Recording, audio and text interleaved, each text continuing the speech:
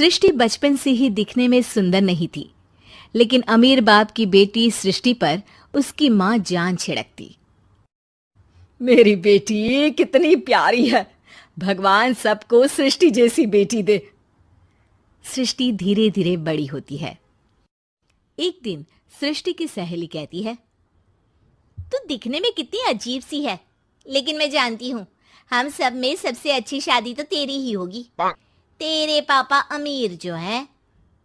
और बता नहीं सकते यार, दहेज तो हर कोई देता है, ये क्या ज्यादा ले जाएगी अपने पति के लिए? अरे बड़े शहर में कोठी है इसके पापा की। अरे पापा की है ना, कौन सी इसकी है? इसकी होती तब तो कोई भी लड़का इससे शादी कर लेता। अरे पापा की मतलब पापा की है तो मेरी ही है ना? किसने कहा? अब तेरी तो तब होगी ना जब तेरा भाई ना हो। वैसे भी शादी के बाद सारी प्रॉपर्टी भाई के नाम होती है। सृष्टि समझ जाती है कि उसे किसी भी हालत में माँ बाप की सारी प्रॉपर्टी को अपने नाम करना है, लेकिन कैसे? एक दिन सृष्टि का भाई शीनू कहता है, बहन क्या कर रही है? तुझसे एक बात करनी है। अरे हाँ हाँ करना, मैं तो तेरी बहन हूँ। बहन मेरी लाइफ में ना एक लड़की है, बहुत अच्छी है। मैं सोच रहा हूँ माँ और पापा से बात करूँ शादी के लिए। सृष्टि को समझ में आ जाता है कि भाई की शादी होते ही भाभी उसे एक दिन भी घर में बर्दाश्त नहीं करेगी। क्या बात है भाई, बताना कौन है वो? यार वो बहुत अच्छी लड़की है, पढ़ी लिखी है, मेरे साथ जॉब भी करती है। बस एक प्रॉब्लम है। हाँ प्रॉब्लम? क्या प्रॉब्लम है भाई? यार वो शादीशुदा है, लेकिन उसके पति ने उसे सिर्फ इसलिए छोड़ दिया क्योंकि उसके माँ बाप दहेज नहीं दे पाए।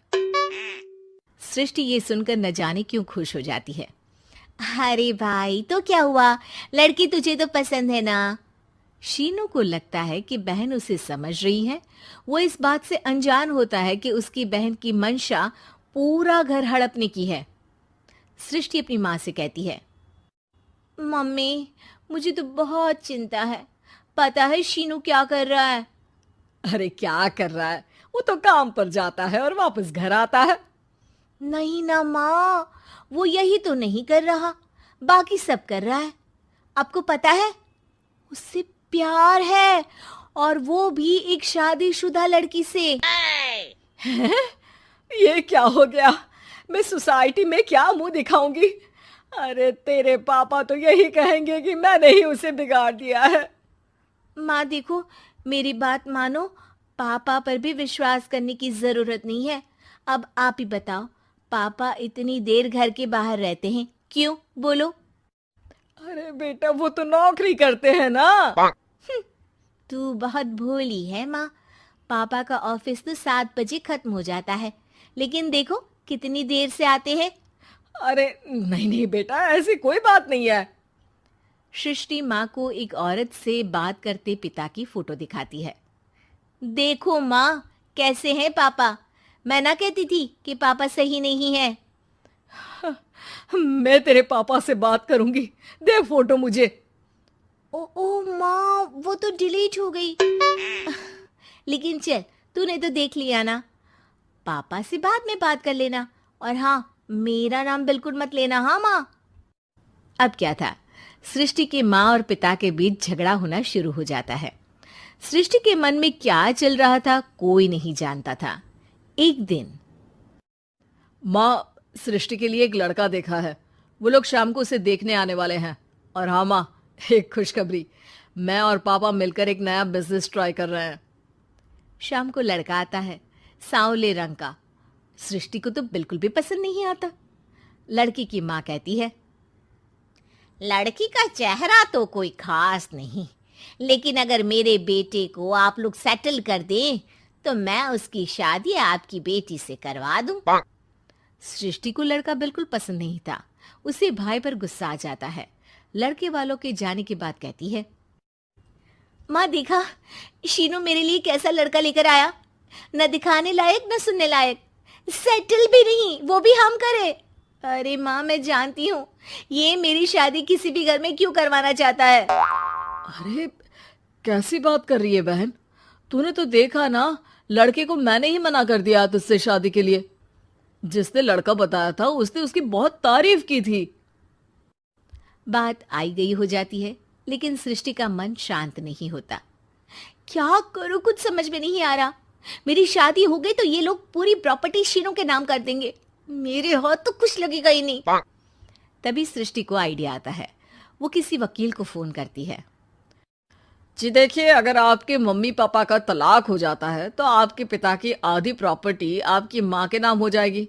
फिर उसे वो किसी को भी दे सकती है। सृष्टि अब माँ को बेटे के खिलाफ भरती है। माँ, शीनू पर नजर रखा करो।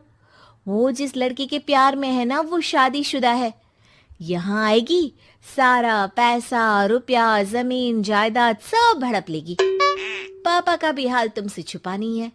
ऐसा ना हो कि मैं और आप एक दिन सड़क पर भीख मांगे। हे भगवान, मैं तो जीते जी मर जाऊंगी अगर ऐसा हो गया तो। ऐसा हो गया नहीं माँ, ऐसा ही होगा। अभी समय है, आगे का सोच लो। मैं तो कहती हूँ पापा से आधी प्रॉपर्टी लेकर अलग हो जाओ। पापा की आधी प्रॉपर्टी भी हम लोगों को अगर मिल जाती है ना, तो अगले 7 जन्म सफल समझो। बेचारी माँ बेटी के कहने पर पति से तलाक लेकर अलग हो जाती है। सृष्टि अब पैसों से गाड़ी और अपने दूसरे महंगे शौक पूरे करने लगी। उसके दोस्त भी उसके पैसे इस्तेमाल करते। सृष्टि, कल तुम कहाँ थी? मैं सारा दिन घर पर अकेली थी। तो मैं क्या करूं? मैंने ठेका तो नहीं लिया है ना तुम्हें संभालने का। माँ को सृष्टि से ये उम्मीद नहीं थी। वो बैठकर रोने लगती है। वहीं उसका पति यानी कि सृष्टि के पिता आ जाते हैं। मैं जानता था कि तुम्हारा यही हाल होगा, तो आपने मुझे रोका क्यों नहीं? मैं रोकता तो तुम रुकती क्या? सृष्टि के कहने पर तुमने मुझ पर, अपने बेटे पर शक किया, लेकिन तुम ये भूल गई कि कैसे हम दोनों ने मिलकर जीवन में इतना सब खड़ा किया। माँ पति के गले लग जाती है। मुझे माफ कर दीजिए, मैंने आपकी कमाई का एक बड़ा हिस्सा गवा दिया। कोई बात नहीं, तुम साथ हो तो मैं ऐसी 7 प्रॉपर्टी खड़ी कर दूंगा। तभी वहां सृष्टि आ जाती है रोते हुए। माँ, मयंक ने मुझे छोड़ दिया।